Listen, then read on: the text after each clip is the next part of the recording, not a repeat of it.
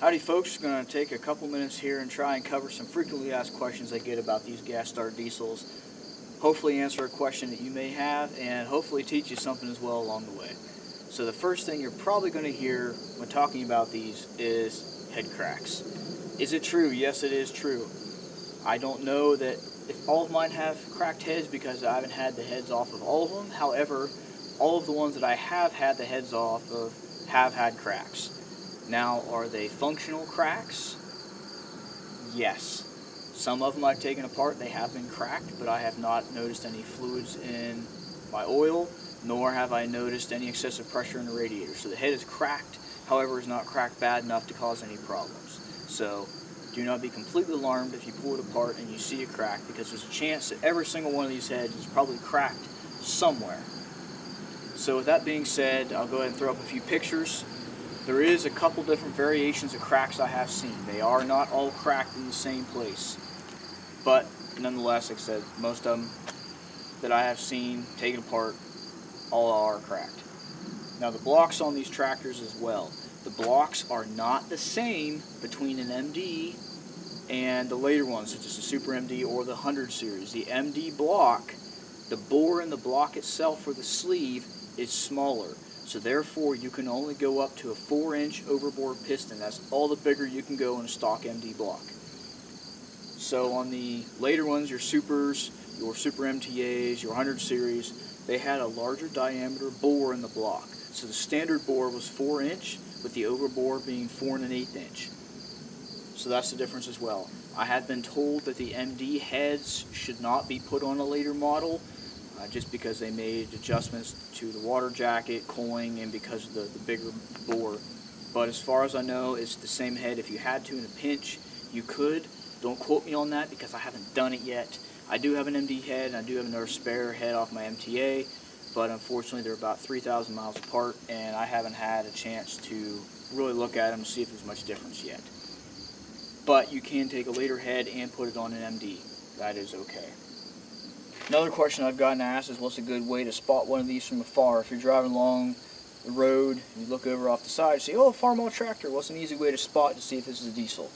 Well, first is to see all of this on the right hand side. So if you can see a carburetor on the right hand side, or you can see injection pump, things like that on the left hand side, that is not a governor box like you would see on a normal gas engine, good sign it's a diesel. Another thing as well is that the diesels will have the exhaust manifold on the right hand side.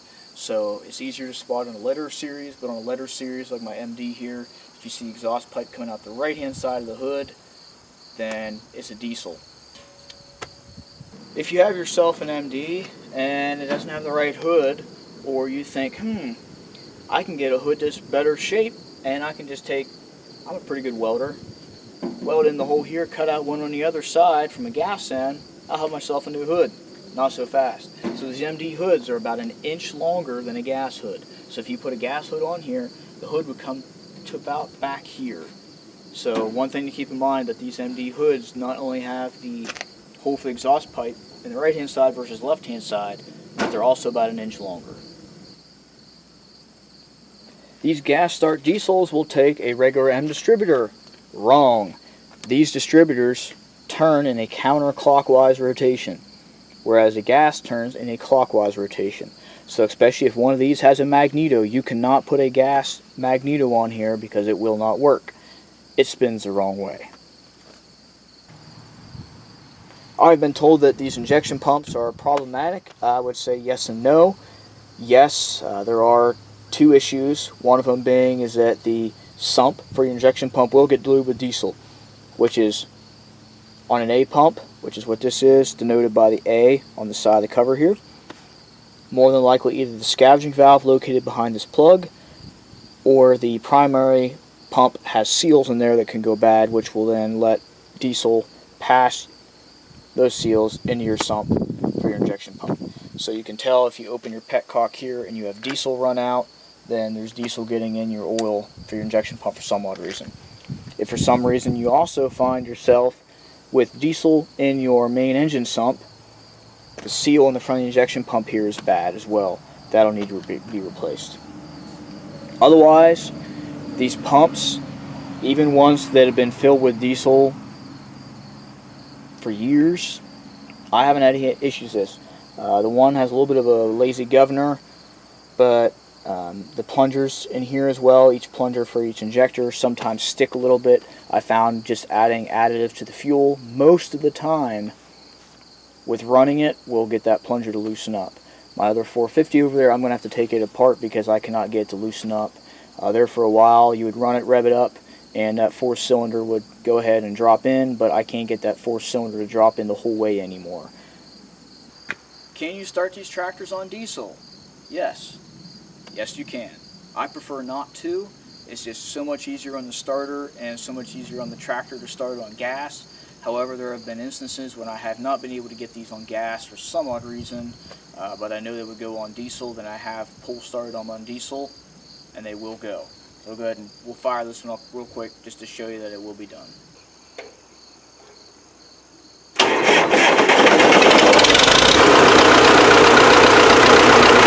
If I have a cracked head, what can I do? Well, personally what I do, I've had 3 of them that I've taken apart, non-running tractors.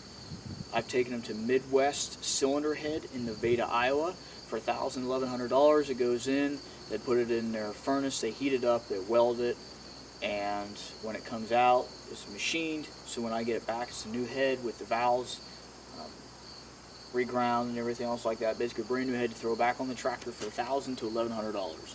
So if you have one of these tractors that you're going to restore, you pull it apart, you find it's got a broken head, fear not. I personally would trust Midwest Cylinder Head with any of mine. So definitely reach out to them and see what their availability is to get you fixed up.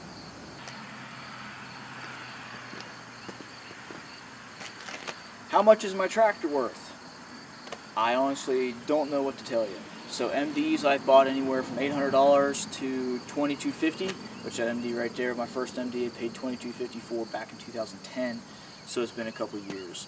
But I'd say anywhere from $1,500, anywhere up to potentially $3,000 if it's had tires, motor work, injection pump, injectors, things like that done to it. All those are going to add value to the tractor.